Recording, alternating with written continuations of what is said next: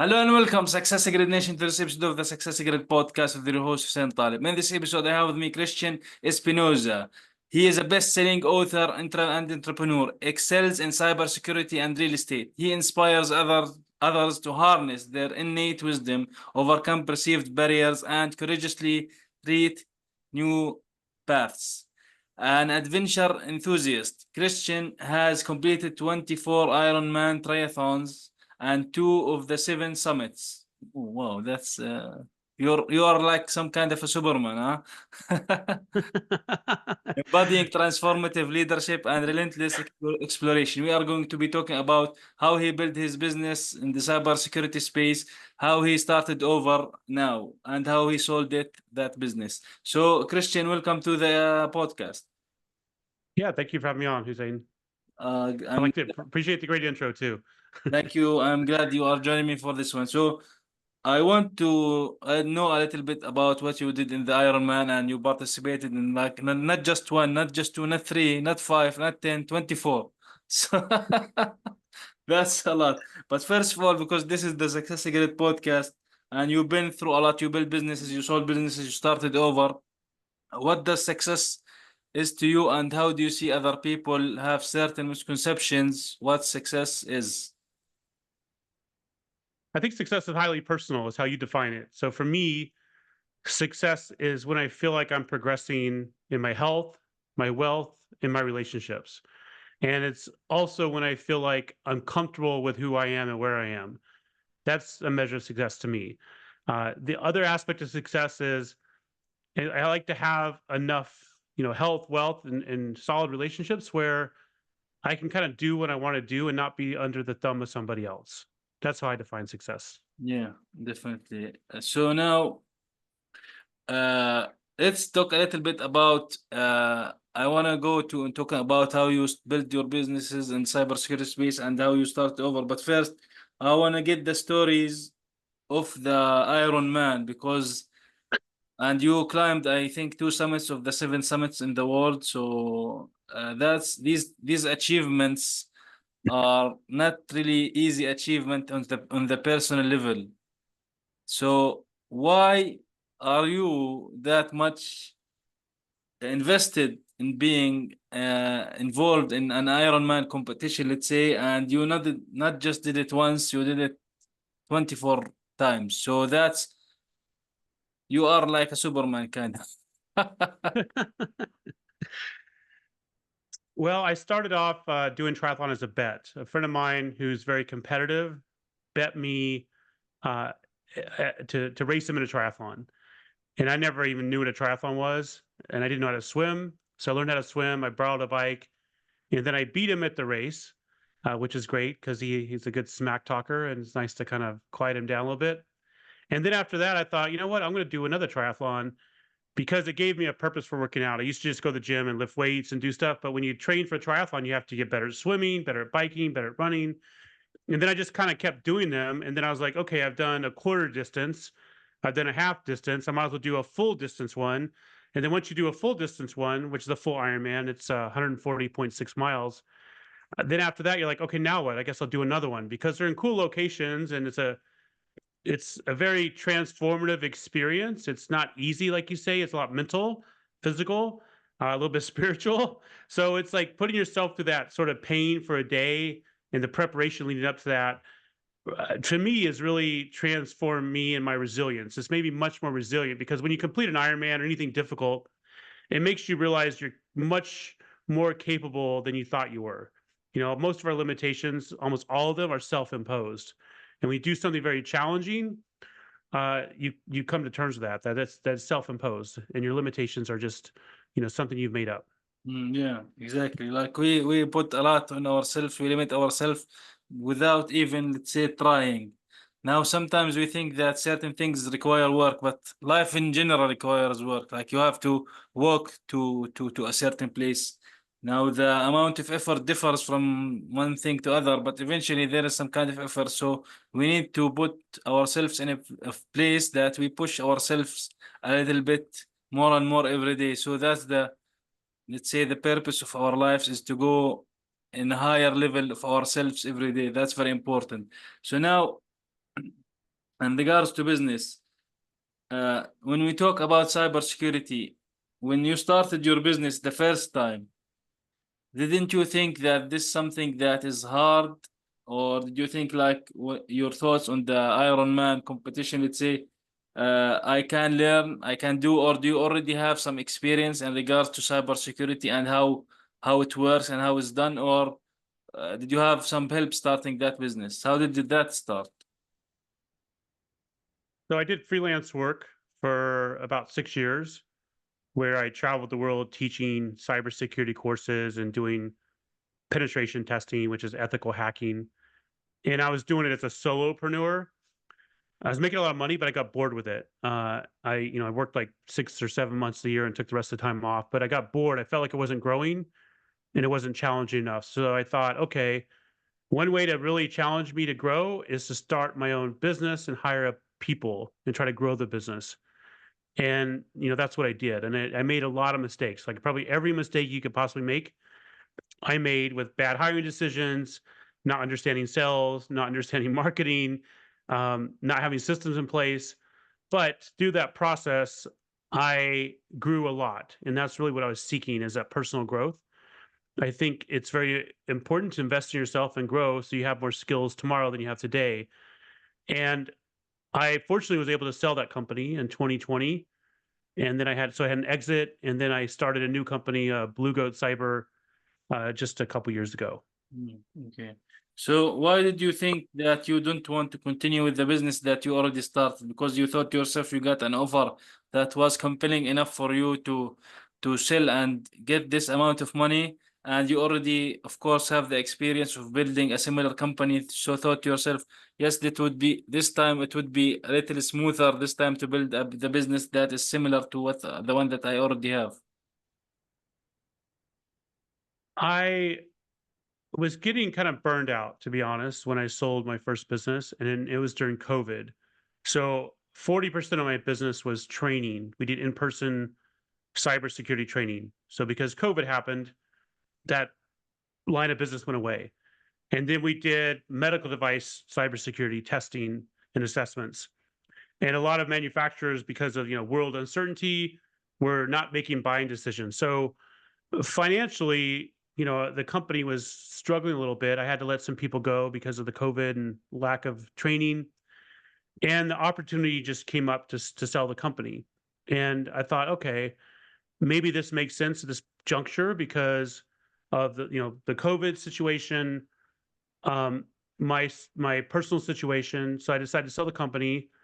I worked for the parent company for a little over a year, and then started my company after my non-compete was over with them a couple years later, at this company. And I'm trying to do everything in this company much different than I did in the first company, because I really didn't have a plan. I just sort of went for it, and that's kind of like who I am. I tend to, like, if I want to do something, I just start doing it and then figure it out while I'm doing it. I don't try to overly plan and perfect the steps. I just step into it and try to do it.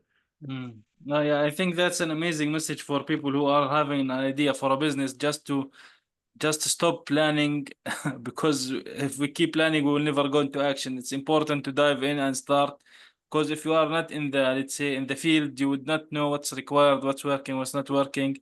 And that made you now switch gears, let's say, into what you are doing now with the medical space in cybersecurity. So when you had this idea, did you see that there's some kind of missing, let's say, missing points or certain things that were not covered that you thought, yes, I have this solution for this kind of medical in regards to cybersecurity? In my first business, which was started in 2014, we did some medical device cybersecurity work. So I developed that skill set with my team and myself. Then the parent company didn't really want to pursue that, and I wanted to pursue it. So I decided to start this new company, Blue Goat Cyber, and focus on medical device cybersecurity. The reason is, from a business perspective, it's more of a blue ocean strategy. There's not a lot of competitors in medical device technologies in that space for cybersecurity. Whereas if you're trying to do cybersecurity for web applications, there's like thousands and thousands of competitors, which sort of commoditizes your offering. And it's much harder. It's much more challenging as well in the medical device space. And for me, a couple years ago, I developed blood clots in my left leg and went to the emergency room, and I was quickly diagnosed with a medical device. If sometimes I think if that device wasn't there or it had been compromised, I may not be here. I could have died because they may have delayed my diagnosis. So I'm also passionate about it because I think medical devices can save someone's life, and if they're compromised, they can always also kill somebody. Whereas, on a web application, if someone steals your credit card information, it's an inconvenience, but it's not nearly as big of a deal as obviously someone hacking into a drug infusion pump and killing you. So that's very interesting. Like some accident happened to you through your visit with what happened with you and your leg, and that, for example, medical device that been used, there is a way for it to be improved in a way, right? So like this is the first time I hear this from you. Like I never thought of these things in this way, to be honest. Yeah. So that's very interesting. And what you mentioned about it's being a blue ocean strategy, like it's important also, you can succeed in a competitive market, but also if you can be one of the few that enter a low competitive marketplace, it's better for the business and you would be kind of a unique to the business, right? So now I'm sure maybe you have some kind of competition, maybe in what you are doing now, but what is it that you think from your point of view and the business is you are doing that you excel at that your competition is not doing? A couple things. I wrote a book about this with my first cybersecurity journey. In cybersecurity, there's a lot of high IQ people. They're super like rationally smart, but they either don't have any people skills or they have a little bit. So they make clients feel unappreciated and not heard and not understood. So my team not only has the high IQ, they also have the high EQ or people skills. So when we interact with clients, we're delivering not just a report, but we're delivering an experience that builds relationships. So these clients become long-term clients rather than a one-time project. So that's one of the things. And then my team is highly specialized in medical device cybersecurity. A normal cybersecurity firm will not understand the requirements from the FDA, the EU MDR, all the specific niche things for this industry. And that's what we have invested our time learning, and we are very good at. So that's very important. What you mentioned is like it's great in cybersecurity space. It's important to have IT people and people who are in the computer science space that are very smart in what they are doing, but also you want them to be emotionally smart in regards to dealing with people, because sometimes this kind of job might not involve just the team, it might involve also the people that are maybe using the things that you are developing, right? So that's very important, whether with each other or maybe outsiders. So this is very important that you looked at, which is nowadays I think it's very like having this approach to business is very important, specifically now going on forward, because everything there is some kind of a lot of everything, I guess. So you need to be unique in a way, and one of the things that you can be unique is actually be human. And this is the first thing that is like with AI and a lot of things, which is I think it is very helpful, but also you have to put the human touch in it. That's very important. So you mentioned your book. I think it's titled "The In Between Life in the Micro," right? Yeah, that's my second book. Oh, okay. So in this book, what the things that you mentioned, I think that do you think that are important in your opinion that business owners or entrepreneurs might find beneficial if they want to start a business or if they are in the journey of growth, let's say? Based on the In Between, that book? No, from your experience, or if it applies. Yeah. So from my experience, what I think is one of the most important things, if you're going to get into business, to be an entrepreneur, is to really understand your offering, your market, and your messaging. I think the messaging is the most critical. One of the things I did, which is very useful, is this thing called brand script. It's based on Donald Miller's story brand framework, which really focuses you in on understanding your client, your market, your messaging, and then also position you as a guide, whereas the client is the hero in the story. I think one of the things a lot of small businesses do is they like to just brag about how great they are, but that's off-putting to clients. Clients want to hear how you can make them great or solve their problem. They don't want to hear how great you are. So I think that is extremely important. And then niching down, going through the exercise will force you to niche down because you will truly understand the market you're in. When I built my first cybersecurity business, I had no idea what I was doing. I just thought everybody needs cybersecurity. I'm going to build a cybersecurity business, offer everything, and people will show up. Nobody showed up. And it was very eye-opening that just because someone needs something doesn't mean they're going to come to you. Because I was trying to market to everybody, which was basically marketing to nobody because my messaging was diluted and it wasn't resonating with anybody.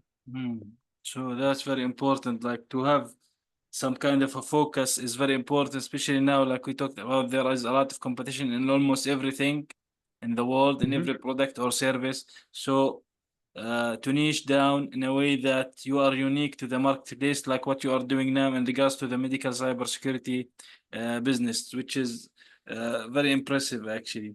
So in your way throughout your careers and working with cybersecurity, which is a big deal nowadays, like you mentioned, if some financial data were stolen, yes, it is not the end of the world, but it is an issue for a lot of people. You don't want that to happen to you. So, of course, right?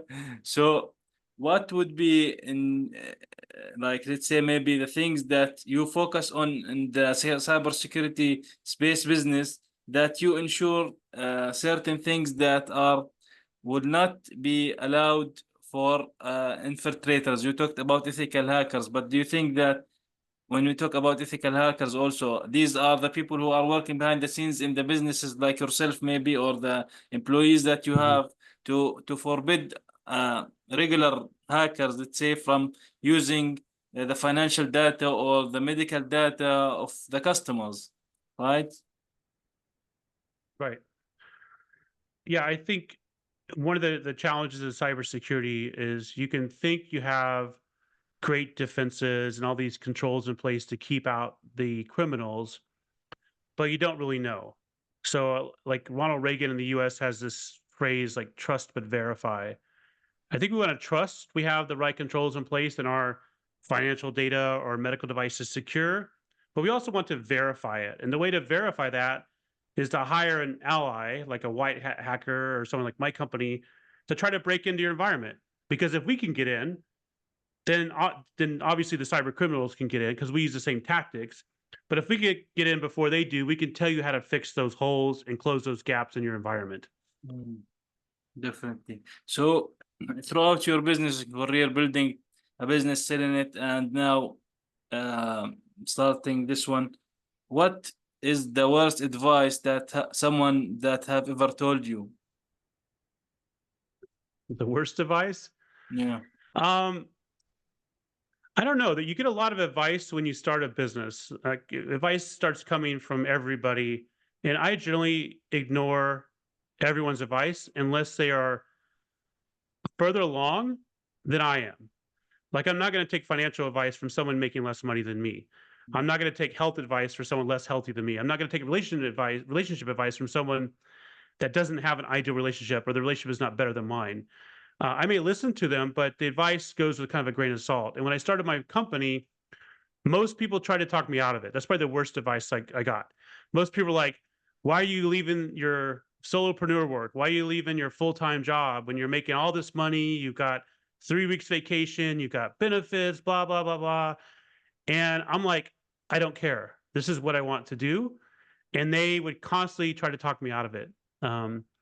Just saying I'm risking everything. I'm going crazy because they wanted me to stay in the same kind of job they were in, and that's that's probably the the worst advice I received is listening to those people for a while and kind of second guessing myself.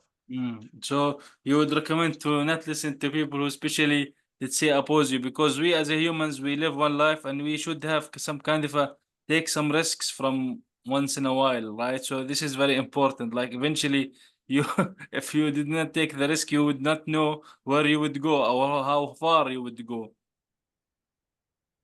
Yeah, that's right. I think taking risk is important. I think making decisions is important. I think staying in the same position, if you're miserable, that's your choice. You have nobody else to blame but yourself. We like to blame our company we work for, our boss, if we're in a relationship and it's not good, we blame our spouse. It's constantly blaming other people, but we have agency over our life and we need to make the decisions to change our life. Regardless of what other people think, it's up to us. Nobody cares about your life more than you do. Nobody cares about your health more than you do. Like with me, when I had those blood clots, when I've had health issues, the doctors gave me some advice, but they're not me. They don't care about my life as much as me. So I will take their advice, but I will ultimately make my own decisions. And I think if we all shifted our mindset from like, stop listening to all the noise out there, kind of silence the dialogue and make our own decisions, we'd be much better off. Eventually, it's true. Like we are the only one mainly responsible for our life and what we do with it in regards to business and life itself. Because some people, like you said, some people would try to put you down.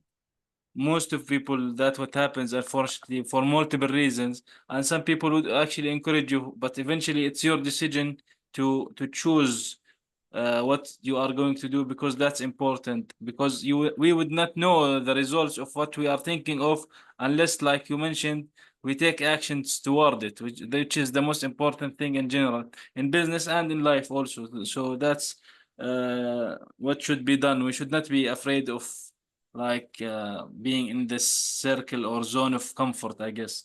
So what do you think, or would 100%. yeah, what tools or resources or books would you recommend to people to see or watch or read, do you think, are the best in your opinion?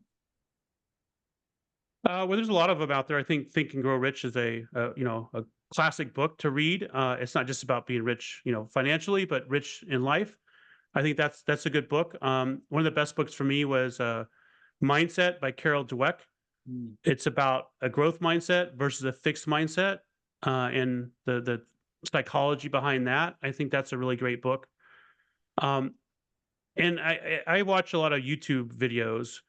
Recently, I've been watching these videos. I think it's by the School of Hard Knocks, where this guy, it's his channel. He's like in his early 20s, and he goes and interviews very successful people, multimillionaires and even billionaires. And he asks them questions, and it's very enlightening to hear what these people have to say about like what advice they would give to the younger self, or what advice they give to the younger generation, or what's the most important thing they've learned. And for me, I watch like those maybe once, like 30 minutes a day or something. That's something that's helped me a lot and shifted my perspective for sure. So speaking of that, what would be your, let's say, your final takeaway for people who are listening to this episode? I think the final takeaway is if you're stuck in the story of your life, which you've created, and you don't like your story, change your story. We often get in this thing and say, I am this is who I am, blah, blah, blah, blah. But if it's not making you happy or not making you fulfilled, change your story. And this could go even someone, I talked to a lot of people. I used to coach a lot of people, and people would say their story would be, I'm someone that doesn't believe in divorce, as example. And they would be married in a miserable relationship for 20 years. And they're like, well, I still don't believe in divorce. I'm like, are you willing to be miserable and your spouse miserable for 20 years, 20 more years, because you won't change your story? So I think it's important to understand, like we said earlier, you have agency over your life. And sometimes we have this narrative or dialogue going on in our head that we think defines who we are, but that's made up. We make up who we are. We make up our identity. We make up, most of what we project to the world. And that's all malleable. It is if you believe in a growth mindset. Definitely. We always, as human, we need to strive to do more and better for ourselves every day. So, Christian, Yes. where can people learn more about you and see what you do? Yeah, they can learn more about me on my personal website, christianespinosa.com. They can learn about my cybersecurity business on bluegoatcyber.com. And then I'm on LinkedIn and Twitter, and my books are on Amazon. Awesome. Well, thank you very much, Christian, for joining me for this episode of the podcast. Really insightful knowledge, and you sharing your story from building a business to selling and to starting over again. And I would say that it's very important for anyone that have an idea for a business or whatever kind of idea is to one of the important things is to actually dive into it and start taking action instead of just keeping on planning and having it on paper, which is not going to go anywhere. Thank you very much for joining. Taking action is the most important part, like you said, 100%. Definitely. Thank you for joining me. Yeah, thank you for having me, Hussein. I appreciate it.